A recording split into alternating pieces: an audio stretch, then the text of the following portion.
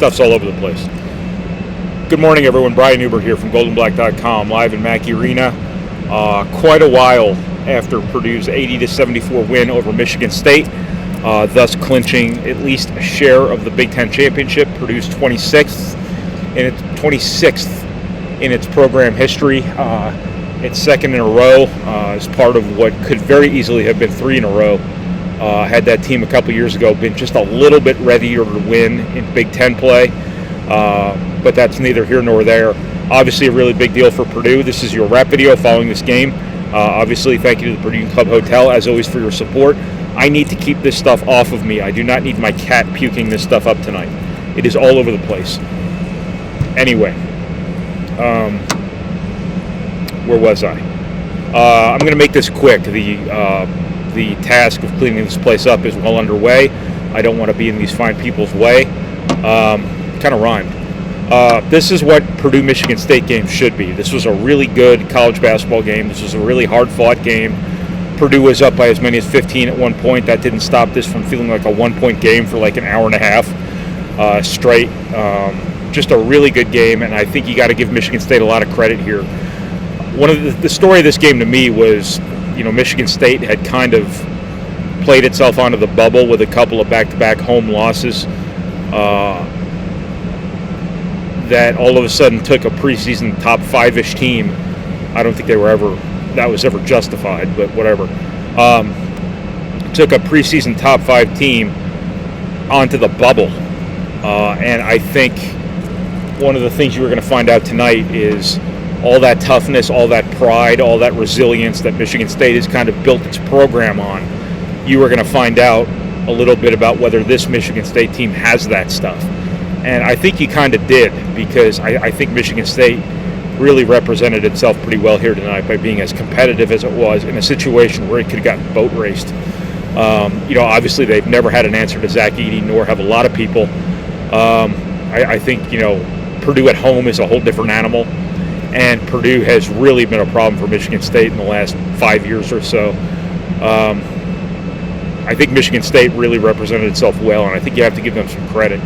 But I think you have to give Purdue, obviously, a lot of credit, too, because this was a hard-fought win in a situation where you had a championship on the line, playing against a really desperate, hungry team, however you want to put it, stuff like that. And, Purdue just really, really gave a great effort, I thought. I think this was one of the better defensive games they've played this season. I think their second half defensively, their ability to protect the lane, their ability to bottle up Tyson Walker more than they did in the first half. And to Tyson Walker's credit, he made a lot of tough plays. Purdue relegated Malik Hall, who's been on a tear in February, to not being all that big a factor in this game. His first 5 points were all luck. Basically, he threw in a prayer 3 on a broken play, and then he caught an air ball, got fouled, made 2 free throws. Purdue stopped him. Purdue stopped Tyson Walker to a certain extent, 5 of 15 with 3 turnovers. You'll take that any day of the week. They did a great job in the second half defensively protecting the paint. Just a really, really good defensive performance by Purdue in a game where some of its strengths were not strengths. I think you have to give Michigan State a lot of credit for its rebounding performance in this game. You really realized it underscored just how important offensive rebounding is to Purdue's winning formula, because Purdue couldn't get on the offensive glass in the first half. Michigan State was basically just sacrificing its bigs to just take Purdue out, keep them off the offensive glass, and try to allow their guards to come in and rebound. And that worked for a half. In the second half, maybe it opened up a little bit for Purdue. But in the first half, it worked, and that's why this was a closer game, in the first half. And then Purdue opened the second half brilliantly. Obviously, Michigan State had another run in it, as you probably should have expected. But Purdue made all the timely shots, all the timely hustle plays. Mason Gillis's play where he batted that ball to Edey for the end one on an offensive rebound, I think, was Mason Gillis's career summed up in about 5 seconds. That was an absolutely incredible play by Mason Gillis, an incredible hustle play. He follows that up with 2 more big threes. Braden Smith was great in this game. Fletcher Lawyer was great in this game. Zach-Edey was typical Zach-Edey against Michigan State. His reign of terror now over Michigan State, barring a rematch in the Big Ten tournament, is now over. And there's no player in the Big Ten, Michigan State's probably been happier to see depart this league than Zach-Edey, because he has absolutely destroyed them the past couple of years. And he's destroyed a lot of people, but he has consistently, every single game, just destroyed Michigan State. They will want no part of him in the Big Ten tournament, nor should anyone. But, you know, these back-to-back Big Ten championships, you know, are really a big part of Zach-Edey's eventual legacy here at Purdue.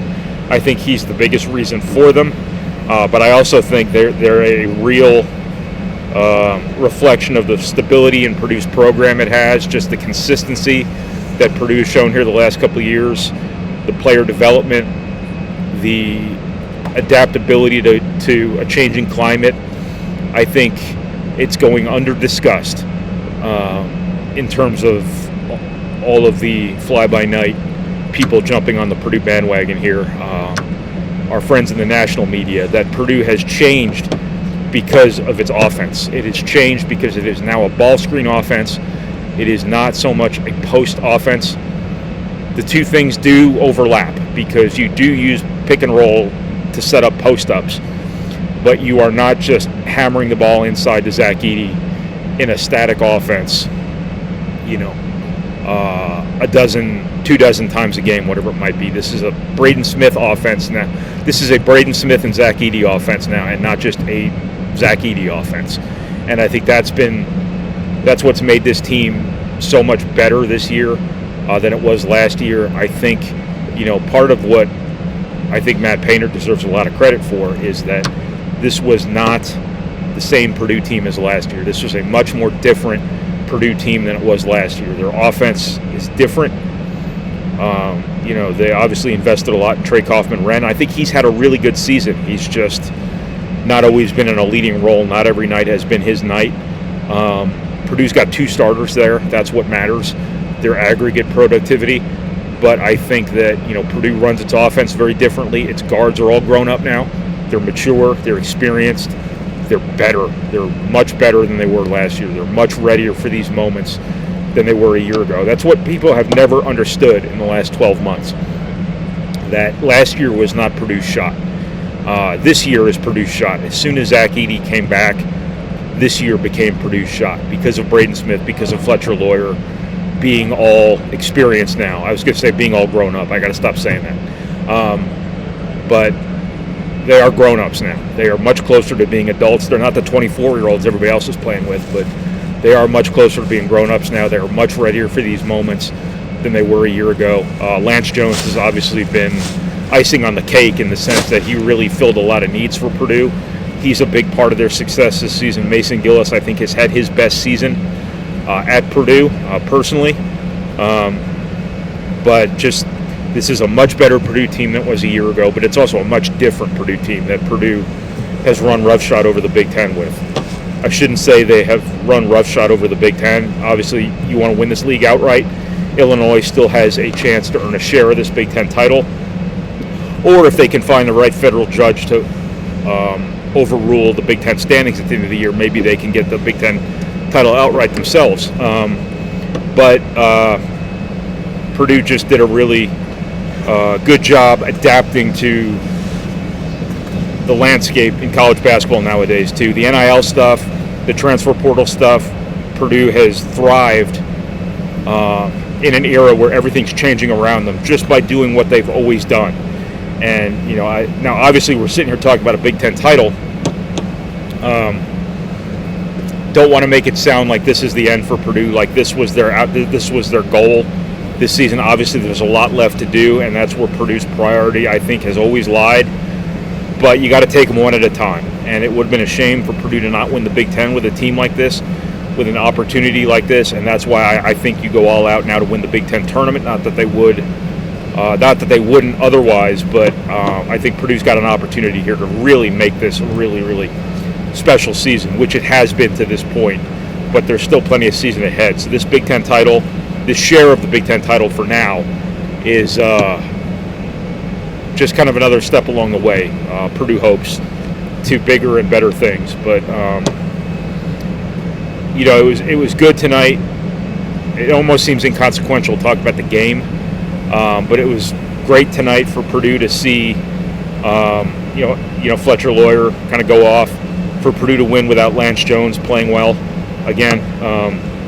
Not that you prefer for that to be the case, but I thought Purdue won without one of its bedrock strengths in this game, that being offensive rebounding.